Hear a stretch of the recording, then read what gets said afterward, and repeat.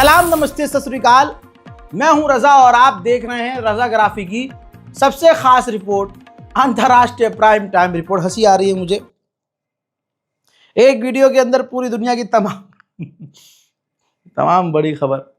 दोस्तों, क्या ही झांट जिंदगी है किसी व्यक्ति की कि कल तक किसी को गरियाए, फिर अगले कुछ समय बाद जो है उसको अपना दोस्त बताए। ये किसी और कॉन्टेक्स्ट में कह रहा हूं, कहीं और मत चिपकाइए कहीं और मत चिपकाना यार। कंट्रोल उदय, कंट्रोल। दोस्तों, तालिबान एक ऐसा आतंकवादी संगठन है जिसे भारत खुल्लम खुल्ला आतंकवादी कहता था। भारत के अंदर ऐसे हिंदूवादी संगठन और हिंदू समाज हैं भारी तादाद में कि अगर मुसलमान को हिंदुस्तान में गाली बकनी होती थी कुछ समय पहले, तो वो कहता है चल तालिबानी है क्या, ओ तालिबानी। और यही मोदी सरकार का रिकॉर्ड निकाल कर देख लो। ये मोदी सरकार इससे पहले जो अफगानिस्तान की सरकार थी उसका सपोर्ट करती थी फुल और तालिबान का विरोध करती थी और तालिबान को आतंकवादी कहती थी। हालात कैसे बदले हैं आप ये देखिए। अब जो तालिबान की सरकार आई है तो तालिबान के विदेश मंत्री पहुंचे हैं। ये देख लीजिए, वीडियो देख लीजिए। तालिबान के जो विदेश मंत्री हैं वो रूस पहुंचे हैं और पीछे, मतलब समझदार लोग समझ गए होंगे तस्वीर देख के कि यहाँ पर इस वीडियो के अंदर एक ऐसा भी व्यक्ति है जो भारत का एम्बेसडर है रूस के अंदर। वो भी पीछे की लाइन में खड़ा हुआ नजर आ रहा है। जाहिर सी बात है, हिंदू है, मोदी सरकार का एम्बेसडर है भाई, मोदी की तरफ से एम्बेसडर है। तो आज मोदी की हालत देखो कि मोदी सरकार उसी तालिबान के साथ हाथ मिला रही है, तालिबान के साथ खड़ी हुई नजर आ रही है।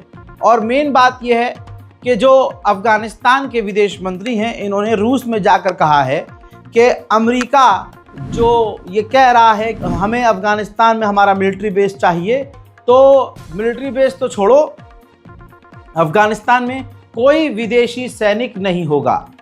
मुंह पे तमाचा। और इसके बाद जो है वो आजकल में आप ये खबर देखेंगे कि भारत की राजधानी दिल्ली आएंगे अफगानिस्तान के यही विदेश मंत्री, तालिबान के विदेश मंत्री, तालिबान का नेता, तालिबान का व्यक्ति भारत में आएगा, जिसे कल तक मोदी जी आतंकवादी कहते थे और जितने मोदड़ी के हैं सारे मोदड़ी के आतंकवादी कहते थे। मैं तो ये इंतजार कर रहा हूँ, एडवांस बता रहा हूँ, गोदी मीडिया को आप देखिएगा, गोदी मीडिया इसको कैसे महिमा मंडन करता है, कैसे आज उस व्यक्ति को, उस तालिबान संगठन को ये भारत से जोड़ते और भारत का दोस्त बताते हैं, जो कल तक इसी तालिबान को आतंकवादी कह रहे थे। क्योंकि अब गोदी मीडिया को पता है कि अगर तालिबान को आतंकवादी कहा तो पिछवाड़े में तालिबान हाथ डालकर इनको पलट देगा। और आने वाले समय में ये जो मोदी सरकार तालिबान आज कर रही है, याद रखिएगा तालिबान का एम्बेसी भी भारत में खुलेगा, दिल्ली में खुलेगा।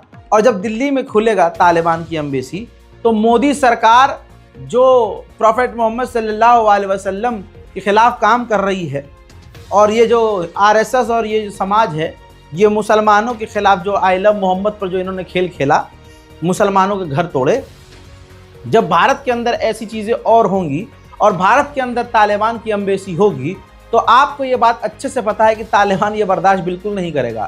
तालिबान जो है, इनका जितने मोदड़ी के हैं, ये तो सिर्फ गीदड़ भपकी देते हैं।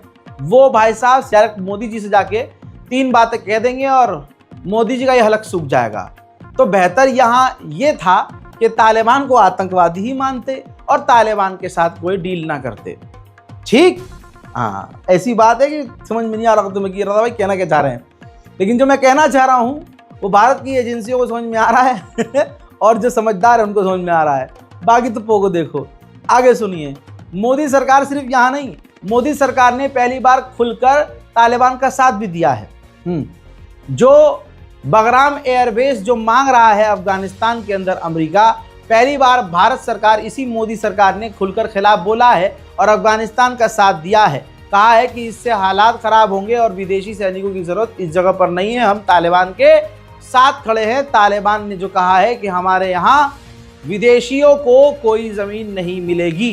तो यानी मोदी सरकार ने अब हाल ये हो गया है इनका, अल्लाह की कुदरत देखिए कि अब जब तालिबान को ये आतंकवादी कहते थे, अब उसका हाथ पकड़कर अपने कंधे पर रख रहे हैं, तुम तो हमारे भाई हो भाई।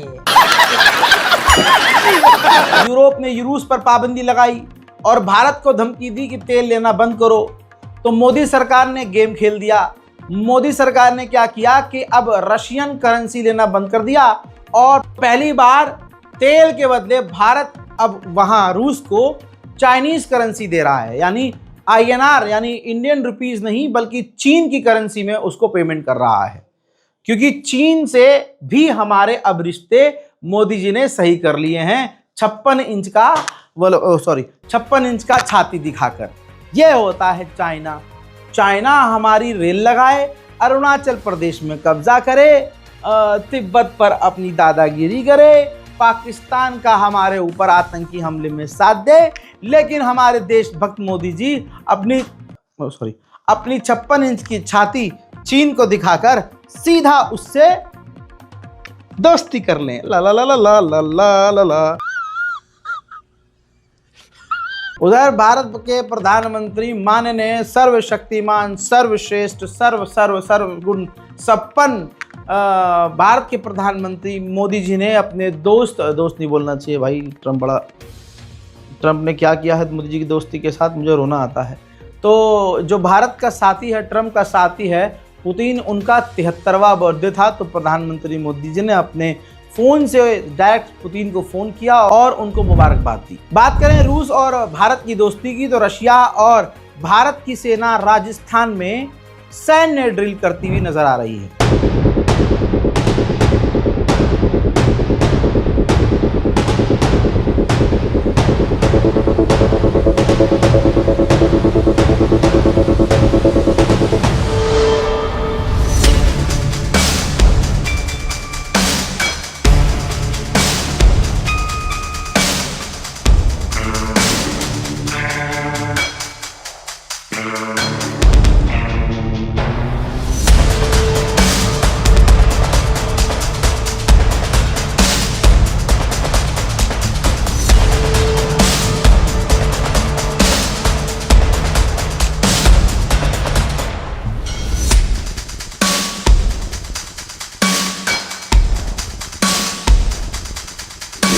वहीं पाकिस्तान और पाकिस्तान में रहने वाले आम नागरिकों के लिए बड़ी मुसीबत सामने इंतज़ार कर रही है, क्योंकि लश्कर ने और इस्लामिक स्टेट खुरासान ने दोनों ने आपस में हाथ मिला लिया है पाकिस्तान के खिलाफ। और पाकिस्तान के अंदर आतंकवादी हमले और ज़्यादा बढ़ जाएंगे और आप देखेंगे कि अपने ही आतंकवादी संगठनों को जो पाकिस्तान ख़त्म नहीं कर पाया, उनके हमलों का इल्ज़ाम भारत पर लगाया जाएगा। अमेरिकी ऑफिशियल ने कहा कि ताइवान चीन की टक्कर नहीं ले सकता और न दे सकता है उसको टक्कर। उसको अपनी GDP का 10% हिस्सा ताइवान को अपनी सेना पर, अपने डिफेंस पर खर्च करना पड़ेगा, तभी वो चाइना से थोड़ा बहुत सामना कर सकता है, वरना तो हालात ख़राब होंगे। देखिए ऐसा होता है, यही सूअर की नस्ल जो अमेरिका है, ये दूसरे छोटे मोटे देशों को भड़काता है और कहता है अरे हम तुम्हारे साथ हैं, तुम्हारे साथ जुल्म हो रहा है, आगे बढ़ो, हम तुम्हारे साथ हैं।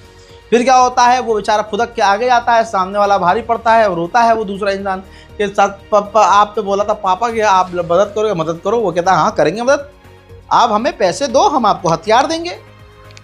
ये अमेरिका की स्ट्रेटजी है। आप अमेरिका का इतिहास उठाकर देख लो। तो अब जो 10% GDP का खर्च करना होगा डिफेंस पर, जो ट्रम्प के एनवॉय ने कहा है, एक्सपर्ट ने कहा है ताइवान को, वो क्यों कहा है भाई? 10% मतलब मोटा पैसा ताइवान जब सेना पे खर्च करेगा तो हथियार खरीदेगा ना, तो हथियार किससे खरीदेगा? हाँ समझदार हैं आप, आगे बढ़ते हैं। अब देखिए इंसान की कमजोरी जब सामने आ जाती है तो छोटा बच्चा भी मजे ले लेता है। ताइवान के एक लीडर ने कहा है कि डोनाल्ड ट्रंप को नोबेल पीस प्राइज चाहिए। वो उन्हें तब मिल जाएगा अगर डोनाल्ड ट्रंप चाइना को रोक दें, समझा दें और शांति के लिए राज़ी कर लें और वो ताइवान पर हमला ना करे। ऐसे में हम भी डोनाल्ड ट्रंप को जो है डोनाल्ड ट्रंप को नोबेल पीस प्राइज के लिए नॉमिनी करेंगे। बड़ी खबर यह आ रही है कि चाइना के प्रधानमंत्री तानाशाह से मिलने कौन, अरे यार तुम हमसे अपने वाले के अलावा भी है यार, वो जो किम जोंग उन है नॉर्थ कोरिया के जो राजा साहब हैं, उनसे मुलाकात के लिए जाने वाले हैं। नॉर्थ कोरिया और चाइना की दोस्ती एक बार फिर से देखने को मिली है। समुद्र के अंदर नॉर्थ कोरिया के एक शिप को ट्रैक कर रहा था कनाडा का एक जहाज। आप देख रहे हैं हराए बना कनाडा का, शरीफ कोई नहीं है भाई। तो कनाडा जासूसी कर रहा था नॉर्थ कोरिया के एक जहाज की। पीछे से आता है चीन का एक फाइटर जेट जो कनाडा के जहाज को रोकता है, धमकाता है, इंटरसेप्ट करता है और इलाके से भगा देता है। उधर चीन ने खुराफाती दावा किया है, तहलका मच गया है। चाइना ने कहा है अपने हमने J-16 से अमेरिका के एडवांस फाइटर जेट F-22 और F-35 को लॉक कर दिया था।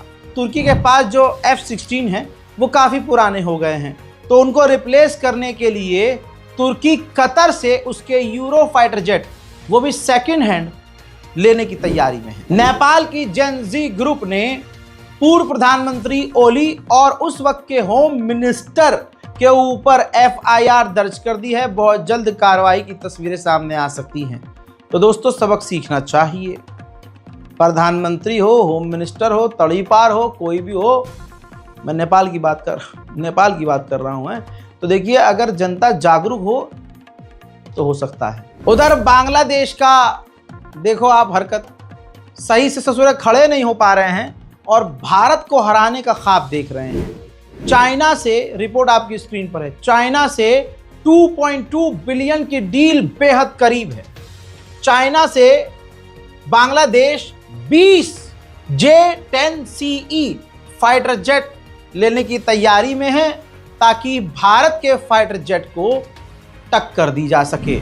घर बुलाकर बेइज्जत करना कोई डोनाल्ड ट्रंप से सीखे।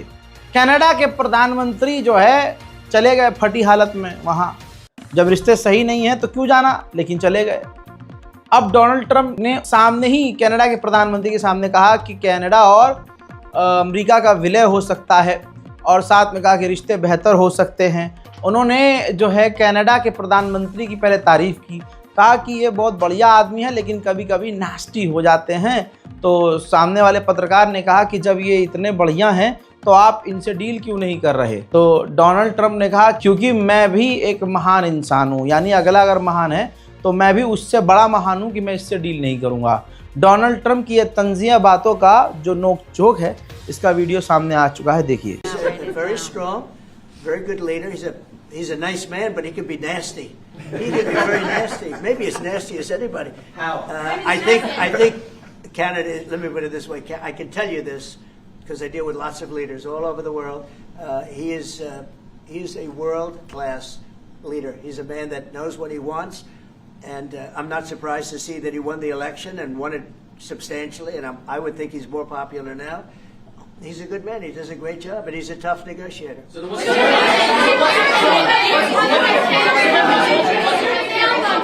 then what's holding things up? If he's a great man and you want to do a deal with Canada, why aren't you? Because I want to be a great man too. Thank you very much.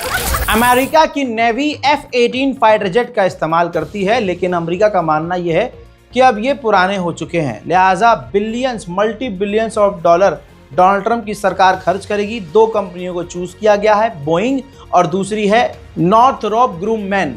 ये दोनों company अपने अपने fighter jet latest वाले model सामने present करेंगी और Donald Trump choose करेंगे कि बोइंग से या नॉर्थरोप से किस कंपनी के फाइटर जेट खरीदने हैं। पाकिस्तान के सिंध के इलाके का एक हादसा है, ट्रेन में धमाका हुआ, नहीं पता कि लोग कितने मरे हैं, लेकिन घायल कई लोग हुए हैं। ये भी कंफर्म नहीं है कि ये हमला किसने किया, लेकिन पाकिस्तान की लगभग हालत हर जगह ऐसा ही है। उधर वेनेजुएला और अमेरिका की कंडीशन खराब हो चुकी है। डोनाल्ड ट्रंप ने वेनेजुएला से अब हर तरह की बातचीत जो किसी चैनल से थोड़ी बहुत हो भी रही थी बंद कर दी है, यानी अब हालात और ख़राब हो गए हैं। अमेरिका कभी भी वेनेजुएला पर भी हमला कर सकता है। डोनाल्ड ट्रंप ने कम से कम 80 बार ये बोल दी है बात, एक बार फिर से जितने मोदड़ी के हैं सबके मुंह में मूतते हुए डोनाल्ड ट्रंप ने कहा कि भारत और पाकिस्तान खतरनाक तरीके से लड़ रहे थे।